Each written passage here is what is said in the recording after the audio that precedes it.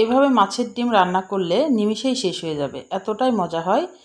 মাছের ডিম দিয়ে আলু দিয়ে ভাজা খুবই মজার একটা রেসিপি। এভাবে মাছের ডিম রান্না করলে বারবার কিন্তু এটাই রান্না করতে ইচ্ছে করবে।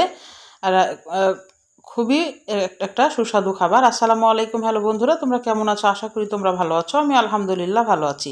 আমার শখের কিচেনে তোমাদের সবাইকে স্বাগতম। প্রতিদিনের মতো আবারও একটি রেসিপি নিয়ে এসেছি, মাছের ডিম ভাজি আলু দিয়ে। খুবই মজা হয় এই মাছের ডিমের ভাজিটা। তাহলে আমি কিভাবে করছি তোমরা প্রথম থেকে শেষ পর্যন্ত দেখো। আমি এখানে আলু একদম চিকন চিকন করে কেটে নিয়েছি, আর আলুটা ভালোভাবে পরিষ্কার করে ধুয়ে নিয়েছি, আর এখানে মাছের ডিম নিয়েছি। দিয়ে এবার কড়াইয়ে চলে গেলাম। রান্নাটা কিন্তু একদমই সিম্পল, কিন্তু খেতে খুবই মজা লাগে। এটা কিন্তু রুটি, পরোটা, পোলাওর সঙ্গে কিন্তু খুব যায়। আমি এবার তেলটা গরম যখন হয়ে আসবে তখন এখানে হাফ কাপ মতো পেঁয়াজ দিয়ে দিব, পেঁয়াজ কুচি। পেঁয়াজ কুচিটা যখন একটু লাল হয়ে ভাজা হবে, খুব লাল করব না, খালি একটু নরম হয়ে আসবে, সেই পর্যায়ে কিন্তু আবার মশলা অ্যাড করব।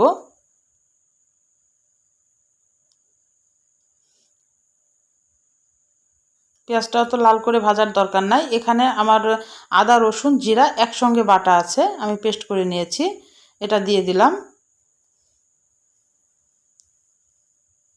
তারপরে হলুদ গুঁড়া দিয়ে দিলাম, শুকনো মরিচের গুঁড়া দিলাম, পরিমাণ মতো দিতে হবে, ধনিয়ার গুঁড়া দিলাম, আর স্বাদ মতো লবণ দিলাম।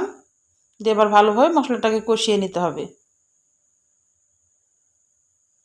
মাছের ডিম দিয়ে আলুটা যদি এভাবে ভাজি করা যায় খুবই মজা লাগে খেতে। এটা কিন্তু রুটি, পরোটা, পোলাও বা সাদা ভাত সব দিয়ে কিন্তু অসম্ভব মজা লাগে। একবার হলো তৈরি করতে পারো। আমার মশলাটা যখন উপরে তেল উঠে এসেছে তখন আমি ডিমটা দিয়ে দিচ্ছি। এবার ডিমটাকে কিন্তু আমি এখন পানি অ্যাড করব না, ডিমটাকে একদম মিডিয়াম আঁচে একটু ভেজে নিব।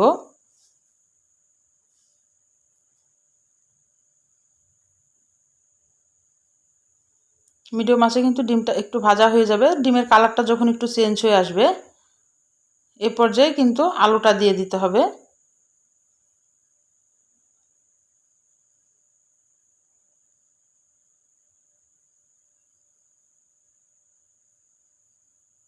আর ডিমটা কিন্তু আমি আস্ত রাখবো না, এটা একটু ছুরি দিয়ে কেটে দিব।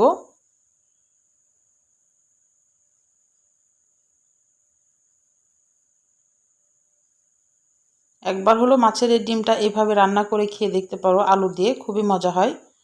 এবার আমি এখানে কাঁচামরিচ ফালি দিয়ে দিলাম এই পর্যায়ে।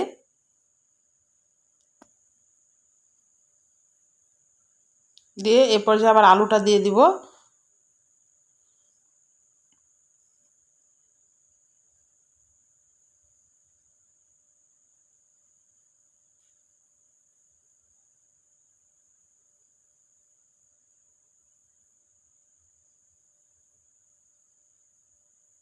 এবার ভালোভাবে এটাকে মিশিয়ে নিব। অল্প একটু ডিম থাকলেও কিন্তু আলু দিয়ে কিন্তু এভাবে রেসিপিটা যদি করা যায় অনেক অনেক মানুষ কিন্তু খাওয়া যাবে। অল্প ডিম কিন্তু যদি শুধু রান্না করা যায় তাহলে কিন্তু ওইভাবে কয়েকটা যদি ফ্যামিলিতে সদস্য থাকে ডিমটা কিন্তু হবে না। তাহলে একটু আলু দিয়ে কিন্তু এভাবে ডিমটা রান্না করলে কিন্তু সবারই হয়ে যাবে। আমি একটু গরম মশলার গুঁড়া দিলাম এই পর্যায়ে, যেহেতু ডিম আছে, ডিমের একটা গন্ধ থাকে। গরম মশলার গুঁড়াটা অ্যাড করলাম, তোমাদের ভালো লাগলে দিবা, না হলে এটা না দিলেও চলবে, তবুও খেতে ভালো লাগে। এবার একটু ভালোভাবে কষিয়ে নিয়ে আমি হালকা অল্প খুবই সামান্য পানি দিচ্ছি। এই পানিটাতে আলুটা সিদ্ধ হবে আর ডিমটাও একটু ভালোভাবে সিদ্ধ হবে। যেহেতু আমি আগে কোনো পানি দিই নাই, মশলার সাথে শুধু ডিমটাকে একটু কালারটা চেঞ্জ করে নিয়েছি। পানি বেশি দেওয়া যাবে না, খালি আলুটা একটু ডুবে থাকবে এরকম। তারপরে ঢাকনা দিয়ে এবার ঢেকে দিব।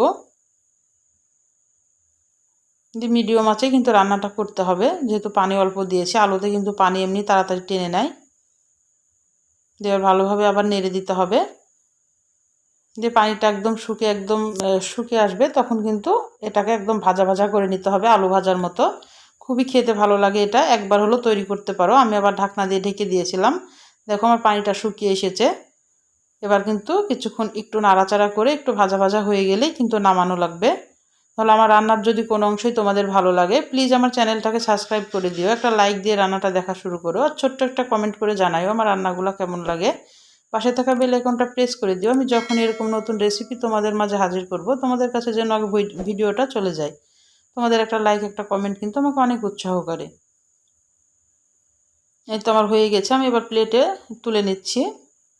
যখন একটু ভাজা ভাজা হয়ে যাবে তখন তুলে নিতে হবে। খুবই একটা মজাদার খাবার, একবার হলো তৈরি করতে পারো। এটা কিন্তু রুটি দিয়েও অসম্ভব মজা লাগবে, পরোটার সঙ্গেও কিন্তু খুবই মজা লাগবে।